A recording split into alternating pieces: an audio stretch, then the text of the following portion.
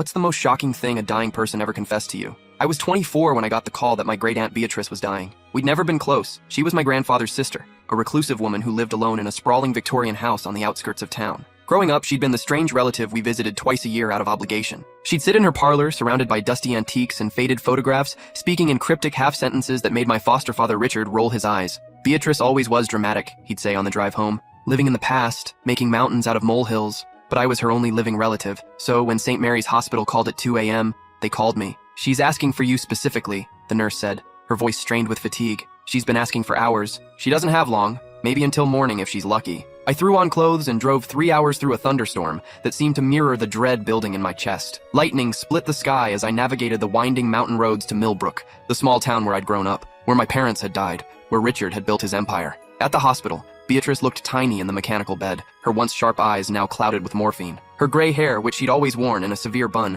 lay loose across the pillow like spilled silver. But when she saw me, something flickered there. Urgency, fear, desperation. "Vernon," she croaked, gripping my hand with surprising strength. Her fingers were ice cold, but her grip was fierce. "I need to tell you something before I go. Something I should have told you 16 years ago." I pulled the visitor's chair closer to her bed, smelling the antiseptic and approaching death. "What is it, Aunt Beatrice? You're scaring me." "About your parents' accident." My blood went cold. My parents, David and Catherine Morris, had died in a car crash when I was 8. Dad had been driving home from his shift at Cole Industries when their car went off the bridge into Miller's Creek. It was ruled an accident. Brake failure, they said. Random mechanical failure that destroyed my entire world in one night and left me an orphan. "What about it?" I whispered. Beatrice's eyes darted toward the door, making sure we were alone. The heart monitor beeped faster as her pulse quickened. "It wasn't an accident, Vernon. They were murdered." The words hit me like a physical blow. I actually felt the air leave my lungs. "What do you mean?" "Your father found something," she said, her voice barely audible. "Documents about the factory where he worked. They were dumping chemicals into the water supply.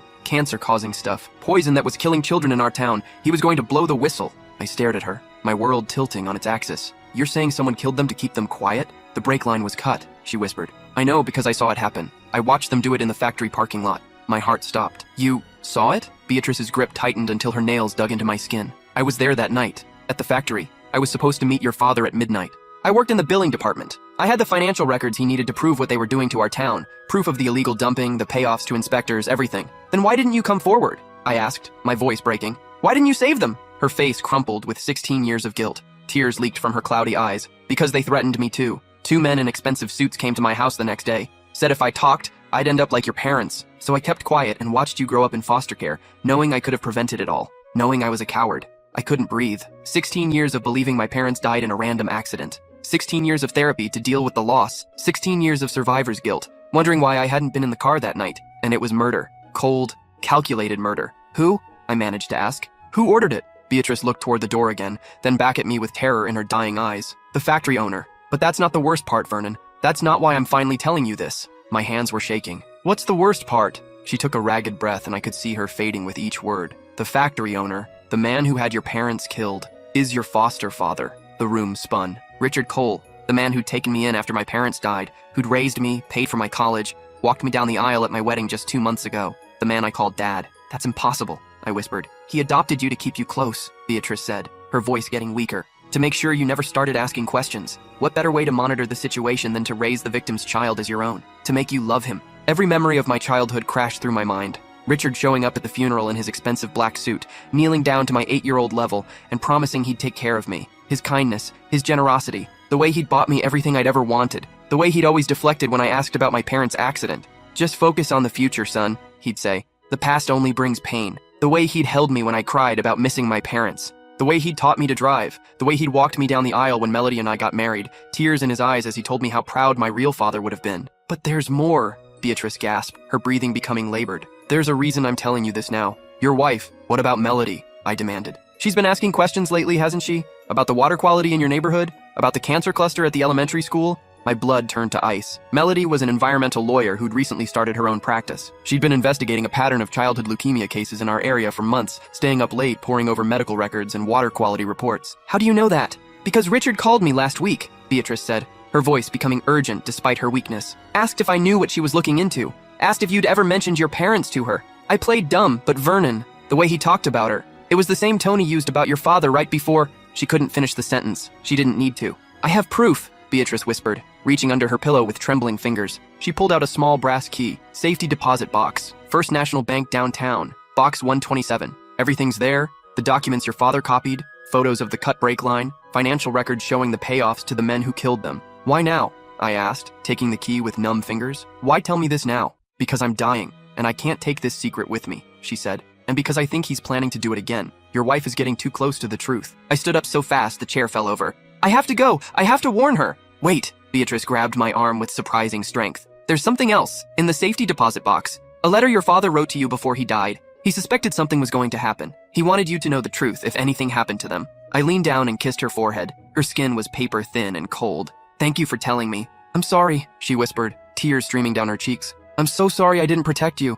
I'm sorry I let that monster raise you. You were scared, I said, though part of me wanted to scream at her for staying silent. I understand. Beatrice died that night at 4:17 a.m. I didn't find out until the next morning because I was busy breaking into Richard's home office. I'd driven straight home through the storm, my mind racing. Everything made sense now. Why Richard had been so interested in Melody's work lately. Why he'd suggested she take a vacation to decompress. Why he'd been asking so many questions about her investigation. Why he'd seemed so pleased when she'd mentioned taking on a big case that would require a lot of late nights at the office. He was planning something. I could feel it in my bones. Using the spare key I'd had since college, I let myself into Richard's mansion at 2 a.m. The house was dark. He was away on a business trip to Chicago. Or so he'd said. The place felt different now, knowing what I knew. The oil paintings of landscapes looked sinister. The expensive furniture felt like a facade hiding something rotten underneath. His office was on the second floor, locked, but I remembered where he kept the spare key, inside the fake book on his shelf. Atlas shrugged. Some habits from my childhood never change. He'd always been predictable in his hiding spots. Inside his mahogany desk, I found a file labeled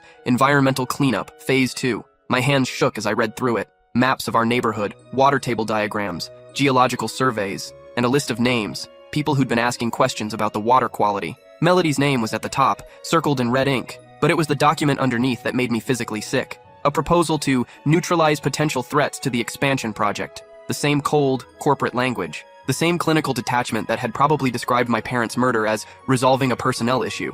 At the bottom, a handwritten note in Richard's familiar script. Break line method too obvious this time. Suggest home invasion scenario instead. Make it look like a robbery gone wrong. Below that, contact information for someone named Tony Breslin. The same Tony Breslin who'd been arrested 3 times for assault but never convicted. The same Tony Breslin who worked security for several of Richard's shell companies. My phone buzzed. A text from Richard. Where are you, son? Melody's been in an accident. I'm heading to the hospital now. My blood turned to ice. I looked at the timestamp.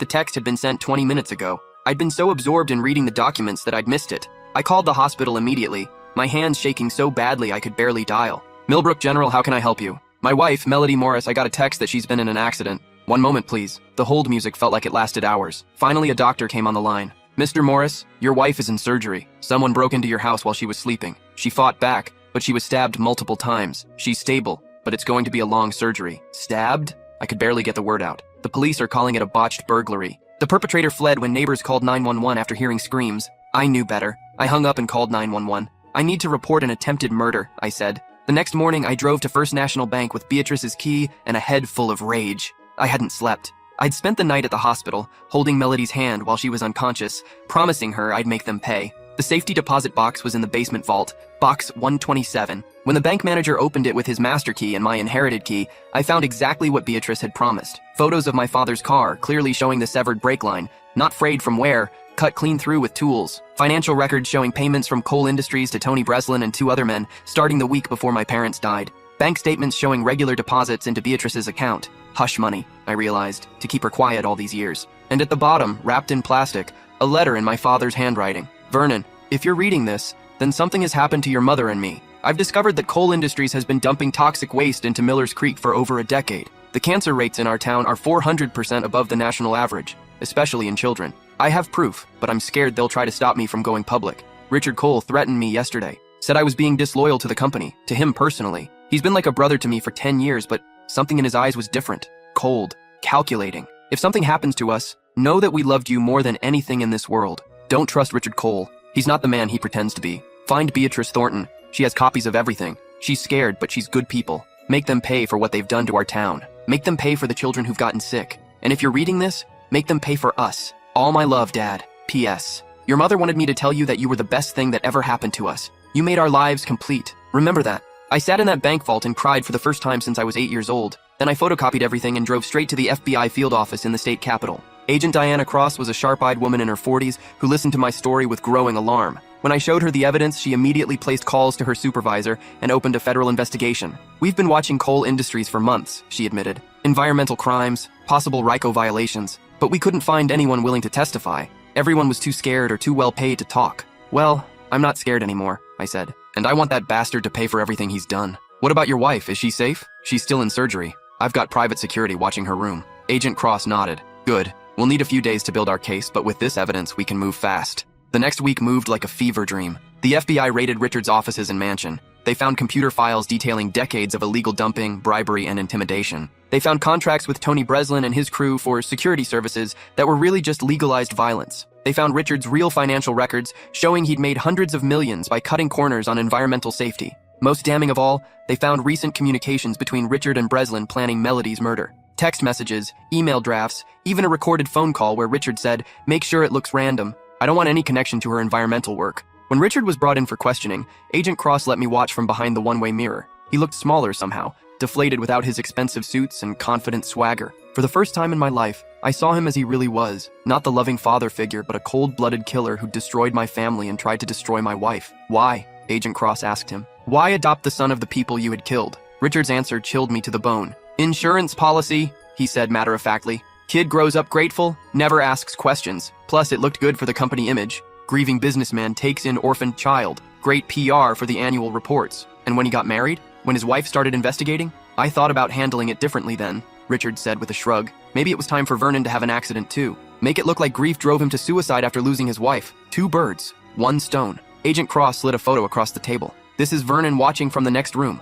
Want to say anything to the boy you raised?" Richard looked straight at the mirror. Even though I knew he couldn't see me, I felt like he was staring right through my soul with those cold, calculating eyes I'd somehow never noticed before. "You always were too curious for your own good," he said with a slight smile. "Just like your father. David never could leave well enough alone." I walked out of that room and never looked back. The trial was a media sensation. Foster father murdered child's real parents, made headlines across the country. Richard's defense team tried everything, claiming the evidence was fabricated, that I was mentally unstable, that this was all an elaborate revenge fantasy. But the evidence was overwhelming. Tony Breslin, facing life in prison, cut a deal and testified against Richard in excruciating detail. He described how Richard had hired him to sabotage my parents' car, how they'd made it look like an accident, how Richard had paid him to intimidate witnesses and potential whistleblowers over the years. The most devastating testimony came from Dr. Patricia Huang, the oncologist who'd been treating the children with leukemia in our town. She'd been documenting the cancer cluster for years, but had been pressured by the hospital board, led by Richard's cronies, to keep quiet. "Mr. Cole personally came to my office," she testified.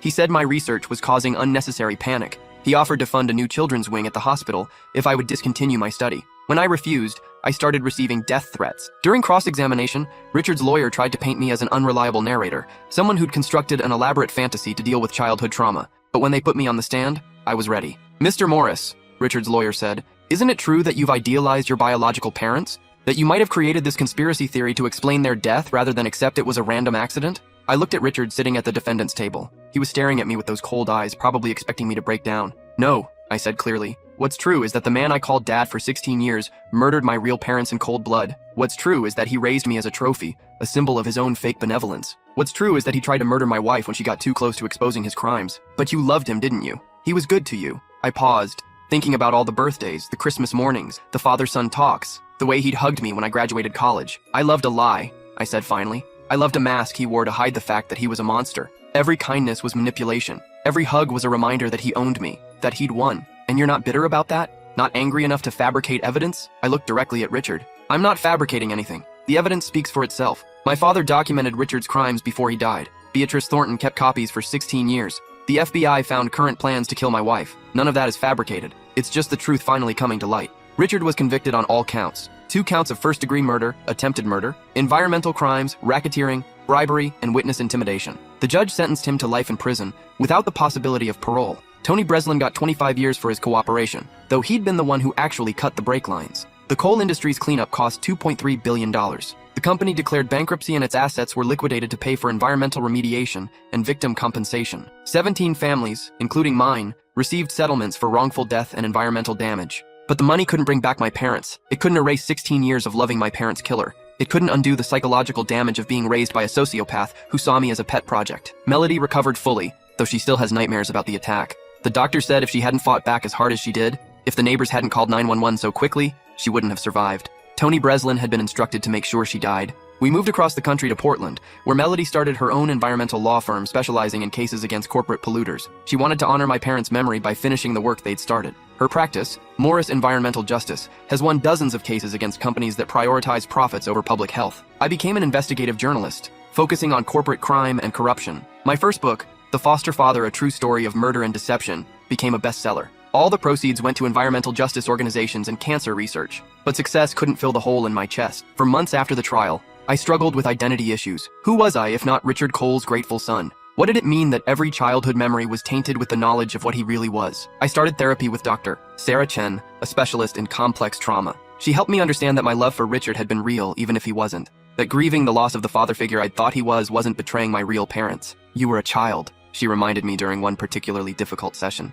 You needed love and safety, and you created emotional bonds with the person providing those things. That's normal human psychology. It doesn't make you weak or naive. But how could I not know? I asked. How could I live with him for 16 years and not see what he really was? Because he was very good at hiding it, she said. Sociopaths often are. They know exactly what mask to wear to get what they want. He wanted you to love him, so he became lovable. It wasn't real, but your feelings were. The hardest part was visiting my parents' grave for the first time since learning the truth. Their headstone reads, David and Catherine Morris. Loving parents, taken too soon. I'd always thought that meant taken by fate, by bad luck. Now I knew it meant taken by evil. I knelt between their graves and told them everything. How Richard had raised me, how he'd tried to kill Melody, how we'd brought him to justice, how their evidence had finally exposed the truth. I'm sorry it took so long, I whispered. I'm sorry I loved him. I'm sorry I didn't know. The wind rustled through the oak tree above their graves, and for just a moment I felt like they were there with me, like they understood. A year after the trial, I got a letter from Richard in prison. I almost threw it away without opening it, but curiosity won out.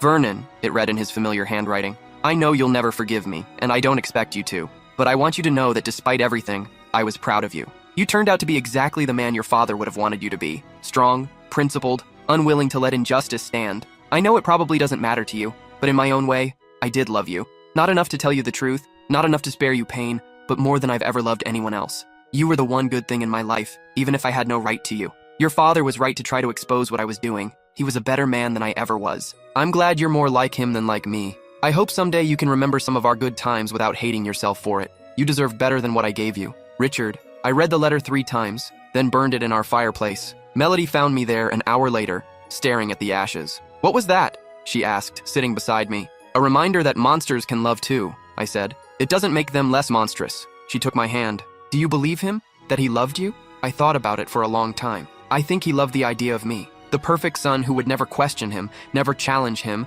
never threaten his secrets. He loved owning me. But real love? Real love wouldn't have let him put me through 16 years of lies. Last month, I got a call from Agent Cross. Richard had died in prison. Heart attack. Brought on by the stress of multiple appeals and the constant fear of retaliation from other inmates who didn't appreciate child killers. I thought you should know, she said. How do you feel about it? I realized I felt nothing. No relief, no sadness, no closure. Just emptiness where complicated feelings used to be. I feel like a chapter is ending, I told her. But the story isn't over. And it isn't. Melody and I have helped dozens of families affected by corporate environmental crimes. We've exposed companies that prioritize profits over human life. We've helped change laws to protect whistleblowers and strengthen environmental regulations. Sometimes I wonder what my life would have been like if my real parents had lived. Would my father have successfully exposed coal industries in 1995? Would we have remained a happy family in our small house by Miller's Creek? Would I have become a teacher like my mother or an engineer like my father? But then I look at Melody, at the families we've helped through her law firm, at the corporate polluters we've brought to justice, and I realized that maybe this was always my path. Maybe losing my parents, growing up with their killer, discovering the truth, maybe it all led me to exactly where I needed to be. I still visit Beatrice's grave every year on the anniversary of her death. Her headstone reads, Beatrice Thornton. She found the courage to tell the truth. I tell her about our latest cases, the communities we've helped, the corporations we've held accountable. Thank you, I always say before I leave. Thank you for finding the courage to speak up when it mattered. Because sometimes the most shocking confession isn't just about the past. Sometimes it's about the future you never knew you were meant to have. Sometimes it's about learning that the people who hurt you don't get to define you. That truth has its own power. That justice delayed isn't always justice denied. My parents died fighting for the truth. Beatrice lived with that truth for 16 years before finding the courage to share it. And now Melody and I carry that torch forward, making sure their sacrifice wasn't in vain. Richard Cole thought he could bury the truth with my parents. He thought he could control me by raising me as his own. He thought he could eliminate any threat to his empire. He was wrong about all of it. The truth has a way of surfacing, no matter how deep you try to bury it. Love, real love, is stronger than manipulation. And sometimes the children of victims grow up to become the instruments of justice. That's not the ending Richard wrote for me, but it's the ending I chose for myself.